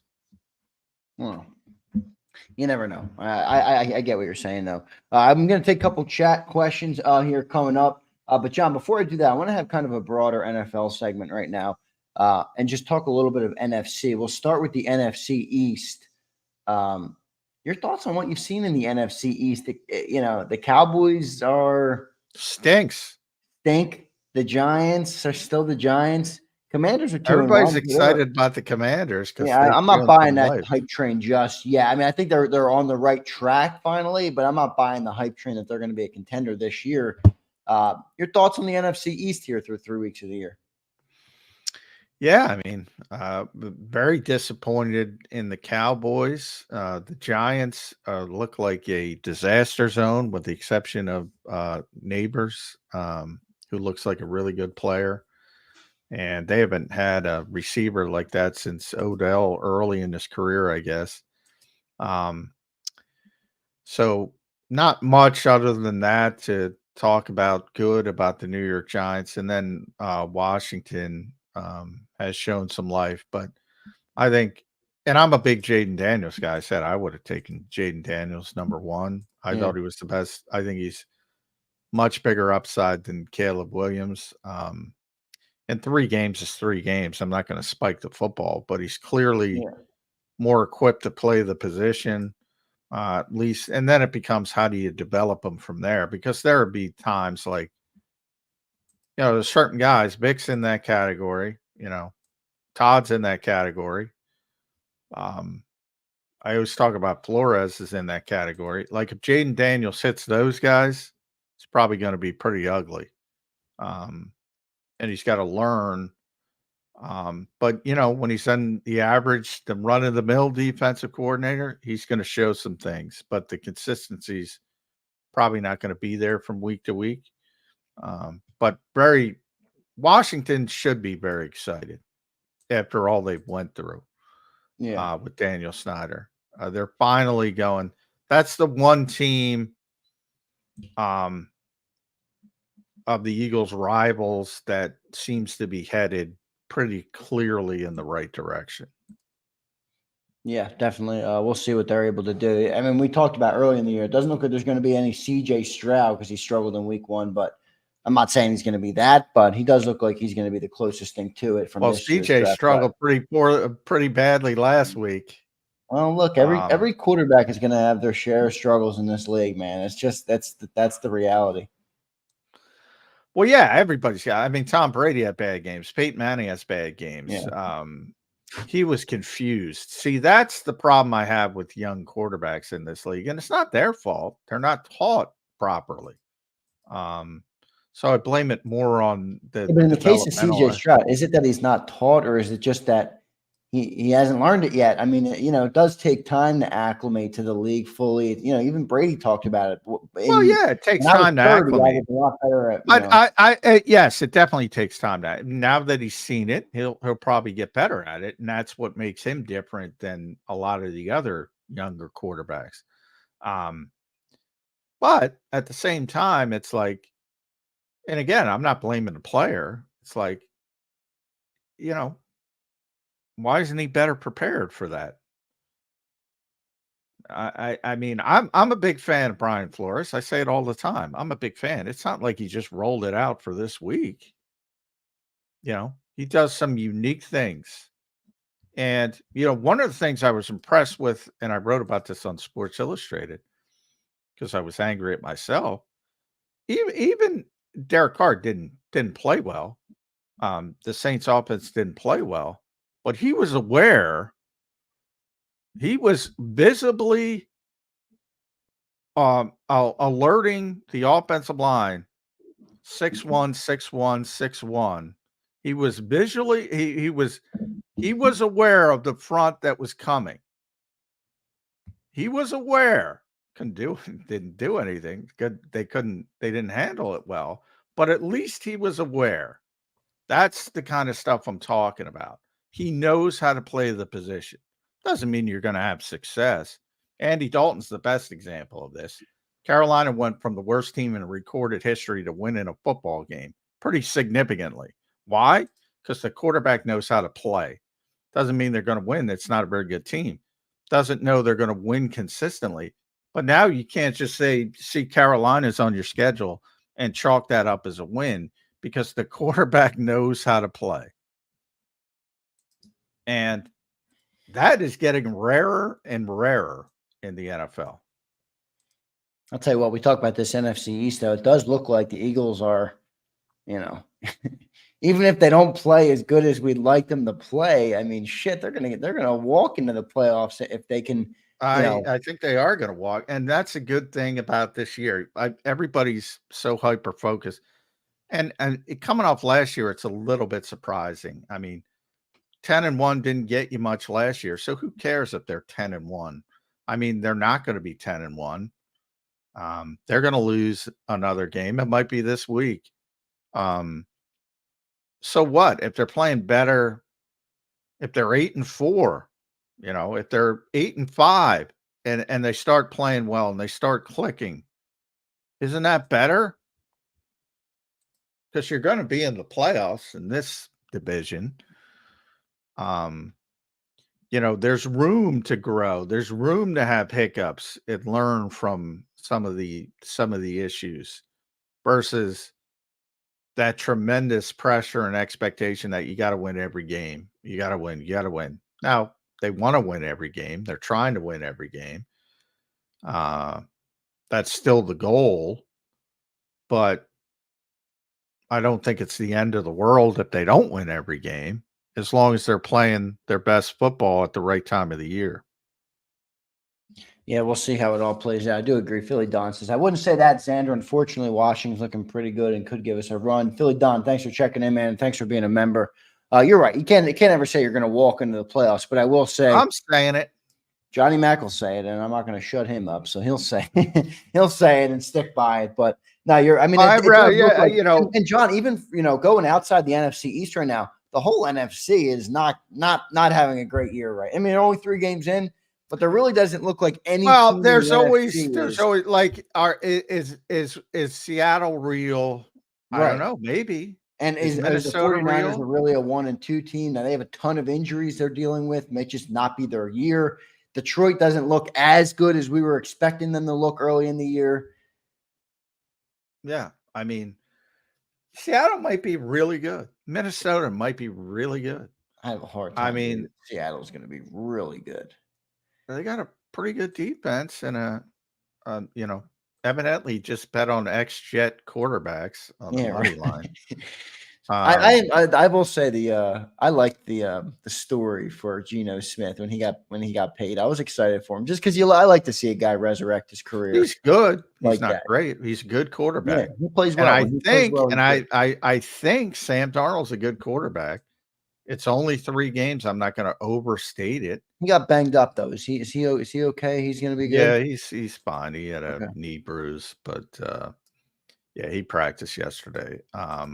It's a big week for them. They're playing my favorite movie, John. So what? You got a bad bruise.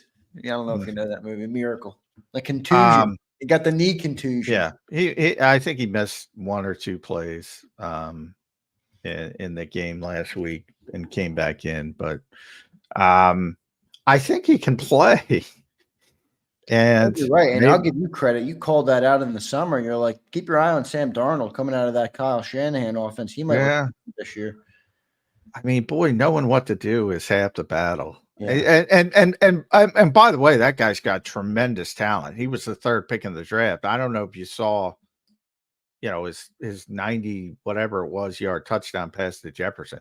There's like 3 guys in the world that make that throw. That throw is unbelievable, man. So if you know how to play and you can match it up with knowing how to play the position, that's why I was so high on him. Now, he might show up this week in Green Bay. It's a road game, tough environment, and throw 4 interceptions, and he's back to being Sam Darnold. I'm not ready to crown him after 3 games, but he's looked pretty good. I don't think he's going to have that game, but it's a tough league. Yeah, no doubt. We'll see how it all plays out. I want to thank everybody for being here in the chat this morning. I'm running down the NFC. He's doing a little bit of national football talk here on Birds 365. We did a good preview on hour number 1. We had no guests today, so we had a chance to really dive into this game, and I think we did that. John, any other things on the game, though, coming up that we might have missed here on Birds 365, that storylines? Well, I don't think we ever miss anything here on we talk about everything. We'll get to it all eventually. Yeah, down to the last guy on the practice squad. But yeah, I think attrition is going to be a big part of it. Now, hurricane, we haven't talked about the hurricane. They're having a hurricane down in Florida. Tampa was under a watch. It's supposed to go north, but they're going to have pretty significant rain and coastal stuff. But should be fine by game time. And I don't think it's going to affect the game weather-wise, other than, I got all these meteorologists sending me stuff because of the hurricane.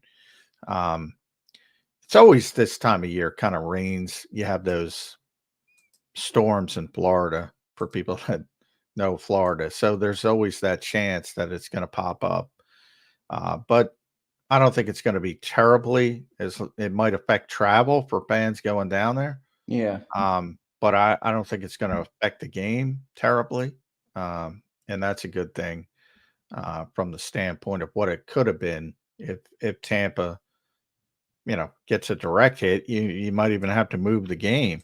But it doesn't look like that's going to happen. Yeah. Kenny P. I think Kenny P. Kenny P. Thanks for being a member. I think he's I don't know if you're down there, Kenny P. He says we're getting a ton of rain down here. Yeah. About it, so. Yeah.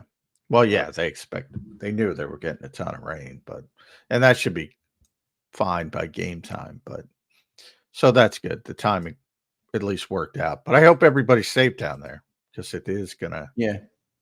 That's Florida people, John. They're a different breed. I became privy to hurricane parties, I think they call them, or tornado parties or something. I don't know. They gotta make the best of it. They throw parties and they drink and they all hang out. I'm like, that's interesting. I don't know. That wouldn't be my type. No, that's not my cup of tea. But to each his own. Joe Whipp, I know he goes down to Florida. Joe, by the way, I did get your email. I forgot to respond to you. That's Joe Whipp is. I don't know if he wants me to share this, but he's going to a SpaceX launch.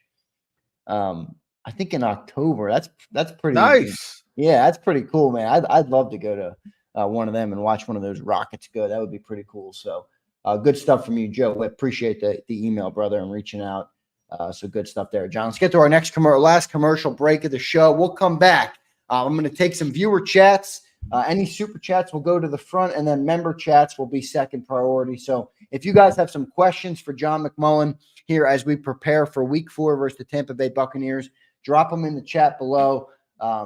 Give me some good questions, everybody. I don't want any bullshit in there. Give me some good questions here to give us a good segment from our members and any super chats that come in. So thanks, everybody, for being here. Hit that like button.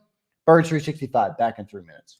If you missed any of today's show on the JAKIB Media channel, listen to the podcast on your way home. Available on YouTube, Apple, and Spotify. He's blocked well and tries to cut through the middle. Oh! Your gut says Miami is going to win, and you should take the over. Your gut also said your NFT selfies would only go up in value. They didn't. But your head is on Sports Grid and knows the QB is in concussion protocol. The backup has a 45 QBR against the zone coverage. The New York D has the most sacks in the league. So yeah, trust your head. It's smarter to be on Sports Grid.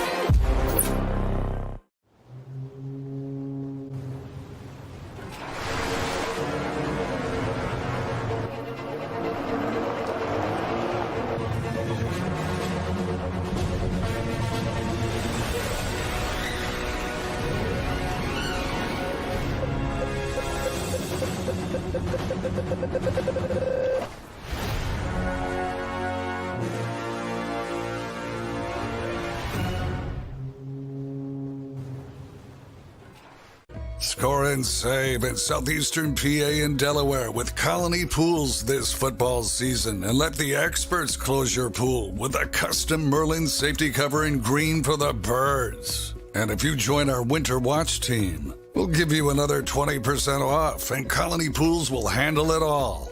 Keep your tiles on your pool, not in your pool. Fly with Colony right now, birds fans. Visit flywithcolony.com.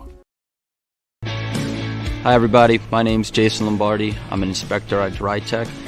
At DryTech we offer three major services, the first one being basement waterproofing, the second service we offer is foundation and structural repairs, and then the third service that we offer is mold remediation. If you feel you are having a waterproofing issue, give DryTech a call or check us out online.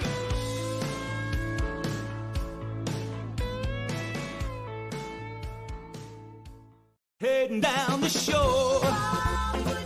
Have a ball once more. Here, imaginations run wild and time stands still.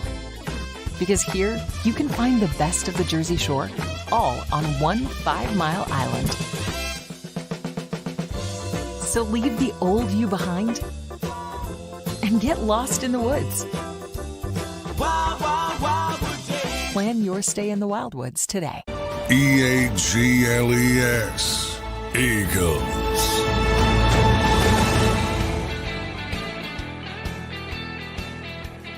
Welcome back in, everybody, to a Thursday edition of Birds 365 here on JAKIB Sports. That's Johnny Mack, the #1 beat reporter. So give John a follow at JF McMullen. I'm your host, Zander Krause. Give me a follow at Real Zander. Appreciate everybody in our chat right now. Got a great crowd as always. Appreciate all of our members here on the chat. I wanted to do a chat I saw earlier, John, from I think it was you, James Dowgan. I think you gave me a chat earlier. I want to see if I can find it real quick. I should have had it in the break, but I had to go to the bathroom, so sorry about that. James asked about if we made a move, John, before the trade deadline. First, I'll ask you: do you think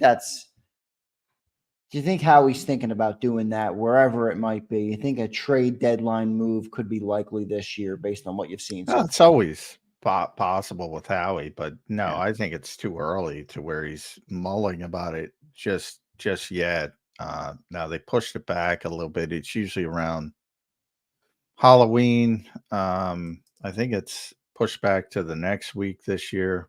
A little bit too early to think about that. But look, especially if there's an injury, key injury in that time frame, he's a guy who's not going to be shy to try to do some things. Sometimes they work out, sometimes they don't. Robert Quinn, being an example of, trying to get something, and Robert was pretty much done at that standpoint. You think about Golden Tate, he helped them win a playoff game. I guess that was positive. Yeah. I think people's sights are set on edge rusher, John. I mean, the fans are. I don't know if that means Howie is, but do you think that would be a possibility? There's nobody looking to give up good edge rushers. He tried it with Robert Quinn, a veteran, very good edge rusher in his prime, who was having a bad year, and he was having a bad year for a reason because his knee was shot and he rolled it up. Nobody's given up edge rushers, certainly not young edge rushers with promise. So I wouldn't hold my breath on that. Maybe you find a veteran reclamation project and maybe you can hit a home run. Jay Ajayi at running back was a great short term. Maybe Nolan Smith can step up, and be that. Yeah, I mean, it's very unlikely you're going to get a difference maker at the trade deadline. We'll see. Let's go to our next super chat from our man Jason A-Team, a JAKIB family member. Jason, thanks for for upgrading that membership, brother. Appreciate it. He says, if we keep winning, but Sirianni keeps making terrible calls and mistakes, what will happen to Sirianni? Not exactly trustworthy anymore. Johnny Mack, your response to our man Jason. Yeah, Jason Kelsey was on his show. Yeah, I heard it. He was praising Nick. Yeah, I'll leave it to Jason. I mean, look, I don't know what to tell you. This is the winningest coach in Eagles history, from a percentage standpoint. He's made the playoffs 3 consecutive years. He's gotten to the Super Bowl. Obviously, the expectations are off the charts in this town. Do you think though he's made some bad decisions here at the start of the year? Forget the whole aggressive mindset and going for a just yeah, but I look at it as of course. Yeah. I would say, the political echo chambers. I used the example yesterday. Yeah. These people that think everybody's right, my side's right, and never made a mistake in your life. That's on the surface. You're not a serious person. Everybody makes mistakes. I thought the 4th and 1 call at the end of the half, that was a mistake because of the timing. But overall, if you're being honest, the aggressive mindset of this team has served them very, very, very, very, very, very well. And I used all those berries as possible, to the point the rest of the league is copying them, which again should be a sign of pride for the fan base. For some reason, it's not, because they want every 4th down to be successful. That's not reality. That's not possible. Sometimes it's a bad decision. Sometimes more often it's poor execution. But as Jason Kelsey said this morning, by and large, he gets those right. From the thematic standpoint I'm talking about, it's been very successful. I will say from a trend standpoint, though, John, it seems like some of the decisions have been wrong more recently than in the past. Like that Super Bowl. But I push back against that. Some of the results are not where you want them. Well, no, I'm not talking about results though. Like we talked about the one at the end of the half. I think that was an obvious one. That was obviously a bad decision. Forget the result of the play. Was a bad decision. I personally. I'm not saying, and you said that. I'm not saying because I didn't think they had the time. I didn't think the juice was worth the squeeze from the standpoint of talking to some people down there.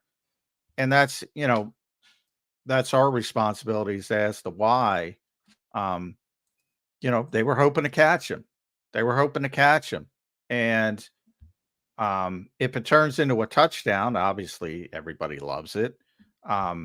From my standpoint, if it's 3rd and 1, like I have no problem with that play call. I think a lot of people have a problem with it. I have no problem with that play call if it's 3rd and 1. On 4th and 1, I don't like going wide in short yardage situations. I'm not a big fan of that in general, because you are trying to fool the other team. And I'm much more of an execution guy. Just go out, and especially when you have a good offensive line, just go out and get it. But if you're trying to do that, again, you got one timeout, whatever it was, 14 seconds. If you get the 1st down with the conventional tush push or something of that nature, then you got to burn the timeout. Then maybe you got one shot to take a shot in the end zone. Is it really that worth it when you're risking not getting any points by failing on the 4th down? I don't think so. There's arguments both sides. Yeah. But I don't think that was a good decision.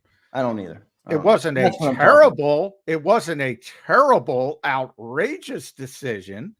So that to me, it that's where it becomes murky. If you can't agree with that, me saying, "Oh, I don't agree with the decision," but it's not, the worst decision in the world. If you can't agree with that. Yeah, but when you talk about like a team that has Super Bowl aspirations, could one of those decisions come back to bite you? Forget week 3, even if you lose that game, talking about late in the playoffs or in the Super Bowl or something like that. I think people, and not everybody, but I think most people can't think about Super Bowl 52. Think about the shit Doug Peterson would have taken if that didn't work. If Trey Burton fumbles, or throws a shitty pass or something. Or think about the shit Doug Peterson would have taken on that 4th and 1 if Nick Foles doesn't slide a little bit and Zach Ertz doesn't uncover, and the Patriots get the ball right there, and with that offense that they were going on that particular day, and they go right down the field. Think about the shit that he takes. It's all about results, dude. It's all about results. And when they don't like the results, they don't like the decisions. That's not what you should be thinking about. You should be thinking about long term. If I make good decisions, that's going to help me win. So you have no problem more though with the often than not. decision-making process right now. Zero. There's nothing, you know what? There's nothing more self-evident about the Philadelphia Eagles than fourth downs. Really. The entire organization. Yeah, but don't you think it's got to a point where it's just like, okay, we're going to go. It's fourth down, we're aggressive, we're going to go. But that's not the case, because if people the week prior, well, you go for it on 4th and 3 once, but you don't go in on 4th and 3. It's not the case. People think it's the case. It's not the case. That's true. Why I say that is because the rest of the league has followed suit. They didn't say, oh, the Eagles are doing this. It's stupid. Well, I will say, somebody did tweet at me. The record was set in the NFL in week 1 or 2 for the most field goal kicks in a week. So not everybody is doing it. Well, the record of 50-plus yard field goals, and the fourth down numbers are off the charts. So if you want to go down that route, look at fourth down at fourth down opportunities from before the 2017 season to now. Look at the spike. I mean, that's a losing argument. The entire league, Detroit may have went on more fourth downs than the entire league in 2010. Yeah, poor Dan Campbell had to sell his house. Eagle fans, I know you might not like Nick, but please don't be doing that to that's dumb. That's dumb from the fans of Detroit to do that to. Anyway, let's move on. We spent enough time on the Nick Sirianni decision making this week. Philly Don checks in, a member. Philly Don, thanks for being a member, number one, and thanks for your great question, my brother. He says, John, what do you think about using both Barkley and Shipley in the backfield together more this week? Philly Don, I'm not sure why you jumped to Shipley over Gainwell, but John, your response to Philly Don? Probably because they rolled it out in the first game for one series. They played 21 personnel, and it was Shipley with Barkley. I'm guessing that's why. It's not. I mean, you can use it on occasion. It's not something they're going to do consistently. But yeah, I mean, I could see it happening for a play here and there if you're trying to set something up, especially this week because you don't have as many. If AJ and Devontae are there, like you're not going to use 21 personnel if your regular receivers are there. I mean, you're taking a better player off the field for a worse player. It doesn't make a lot of sense. You do it on occasion as a curveball to maybe surprise somebody, and that would be it. This particular week's a little bit different because if you do have to go with Jahan Dotson and Paris Campbell and Johnny Wilson, you're probably going to play a heck of a lot of 12, number one. That would be, Dallas Goedert, Grant Calcaterra, Jack Stoll will be, Calcaterra and Stoll will be a bigger part of it than they typically would be. And then you could throw some two backs at the same time. But I don't think they're going to do it a lot just because it's not what Kellen believes in, not what anybody believes in. Let's be honest. There's like, how many fullbacks? There's like 6 fullbacks in the entire league now that get somewhat significant snaps. And obviously the Eagles don't have a true fullback, haven't had a true fullback for years. And there's some limitations when you're going to 21 or 2 running backs at the same time. Yeah, we'll see. I think it's going to be interesting to see what Kellen Moore does this year. A lot of people were like, oh, it's, Kellen making his money this week with no AJ. Well, now he's got an even taller task with potentially no Devontae and no Lane Johnson. Now, I don't think that changes much from an offensive play calling standpoint with the Lane Johnson, maybe a little bit for running and stuff and where you want to go with the football. But the task is big task for Kellen Moore this week, Johnny Mac, if you're talking about no Devontae and no AJ. Yeah. Doesn't make it easy, that's for sure. And I was looking at 6 fullbacks have gotten, and some of them, like CJ Ham's the lowest. He's got 41 snaps. So, there aren't a lot of conventional fullbacks, and obviously playing two halfbacks is it's not sustainable over a long period of time. But this might to be the one of those point, weeks, though, John, where you pull out all the stops to try and well, dial in. I could say again, I could see it as a curveball. I could see it. You throw it out there to confuse somebody, and maybe you generate a play off it. I'm talking about a consistent use.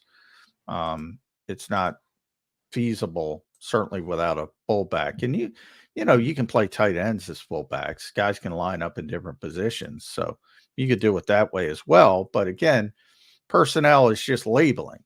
So if Jack Stoll's on the field, he might be playing fullback, but they'll call it a 12 personnel because he's a tight end. So it's just labeling. You can line up wherever you want. The NFL that you've made me aware of with the labeling and everything. It's funny how it works. Let's go to our next super chat, though. Johnny Mac. James Dowgan checks in. James, thank you, man. Appreciate your support and for being a member as well here on JAKIB Sports. He says, how does Sidney Brown fit into the Eagles' plan once he comes back? Now, that's a good question, James. We haven't talked about Sidney much. John, what do you see with Sidney Brown when he returns to this team? Yeah, I mean, early he's going to be just a special teams player. He's not getting over Milkcheck. You kidding me? Reed Blankenship's playing about top tier football right now. Ooh, man, he really is. I mean, I don't know. Boy, I got to look him up now. I don't know why people don't realize what type of player he's developed into. But I guess it's just he wasn't supposed to be the type of player he is, and they have a problem accepting it. But there aren't many safeties in the NFL playing better than Reed Blankenship right now, including the guy right next to him who people think is the playmaker, but the guy making the plays is Reed Blankenship. That's true. Can't deny facts, everybody. Reed Blankenship, 2 interceptions now through the first 3 games, playing well too. So interesting stuff with him, man. Yeah, I'm giving you I'm giving you credit on Milkcheck, man. All summer, Justin Simmons this and this, safety this, safety that, need more safety depth. James Bradbury can't play. And you said Reed Blankenship's good. Reed Blankenship's fine. They're going to be good with Reed Blankenship. And that's really, small sample. Well, and more, they were not looking at Justin Simmons. They were very happy with Reed Blankenship. Yeah, and you said more. It's more about what the team thinks than what I think. I do think he's a good player. I do think they made the right decision. And 3 games is 3 games. In 3 games, they've certainly made the right decision. He's been one of the best safeties in football. Again, and we'll see but he was very good last year. And for whatever reason, the defense as a whole wasn't good, but he was in the conversation of being their best defensive player last year. And here we are again, and he's in that conversation. Jalen Carter's the most talented, but as far as who has played the best over 3 games, Reed Blankenship. It's not particularly close. Zach Bond would get a lot of votes, but he had 2 good games and 1 terrible game. Reed's just steady Eddie, man. Just He's solid. playing good football. There's no doubt he's playing some good football right now with Reed Blankenship. So it's been good from him. Hopefully he can continue it up into the year. And that means, to answer James's question, Sidney Brown might not have much of a role, John, when he gets back. No, he's going to have a big role on special teams, and that's fine. And then you have depth. The depth improves dramatically because, we were talking going into this game with CJ, missing 2 practices and listed as questionable. There was a concern that he wouldn't play. And then what do? And do you move Avonte Maddox from the slot back to safety? Do you bite the bullet and play Tristan McCullum? These were all decisions that Big Fangio would have had to weigh. And obviously, if you play Avonte and move him from the slot, then you got to figure out, are you going to move Quinyon into the slot? Is Isaiah Rodgers going to be in the mix? Is Kaylee Ringo going to be in the mix? No Quinyon in the slot. That's not happening. Well, I agree it shouldn't happen, but if injuries force it to happen because you don't have anybody else to play nickel, and he doesn't think Cooper DeJean is ready. That's another guy I should have thrown into the equation. But yeah, all of a sudden, if a safety goes down and Sidney's there, he's the next man up. And it's pretty concrete. And we'll see where he is. Obviously, there's going to be some rust. He hasn't played for a long time. He looks, he's working out every day. He looks like he could have played in July. But an ACL is an injury that takes a certain amount of time to heal. And 9 months would have been, after the start of the season. So they played it cautious and put him on IR to start the season. And he'll be a big part. I'll tell you, Michael Clay will be happy right off the bat. That'll be the happiest guy. Yeah, that time Michael Clay's been stripped of all of his best special teams players consistently. I think he lost his top 5 special teams players like consecutively. So Michael Clay's clamoring for somebody. So that will be good for Michael Clay to get him back. But just a couple minutes left in the show. Thank you all for the great questions. We took 3 of them, and I thought they were all pretty damn good. So thank you all for that. Jason A-Team. Who was the second name? I can't think of the second name right now. I know he's in here.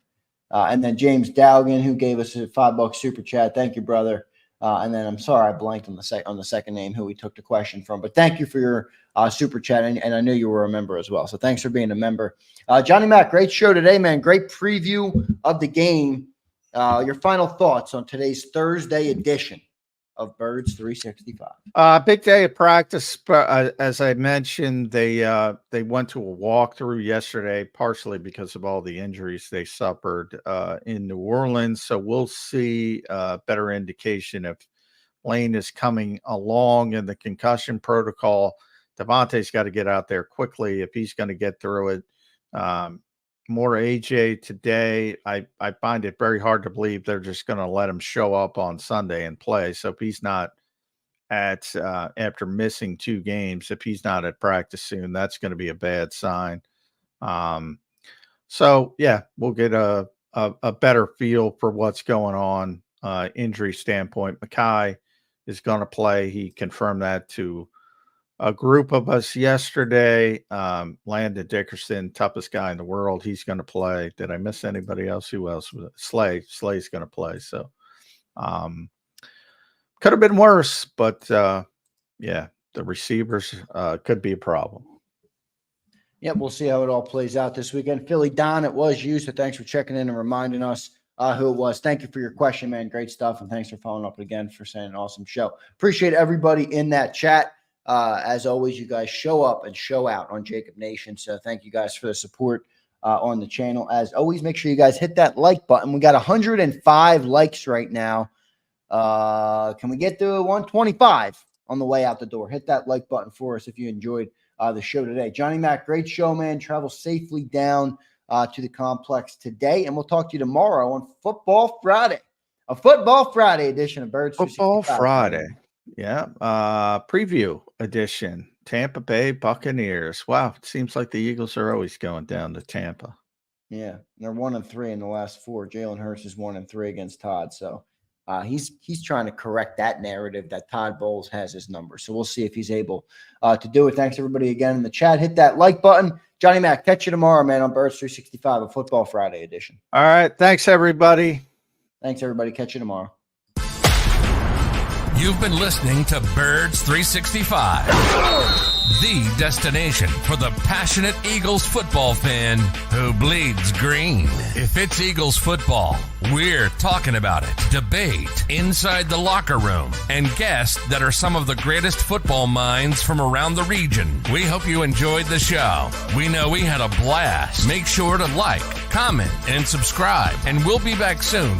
But in the meantime, hook up with us on social media at JAKIB Sports. See you next time on Birds 365.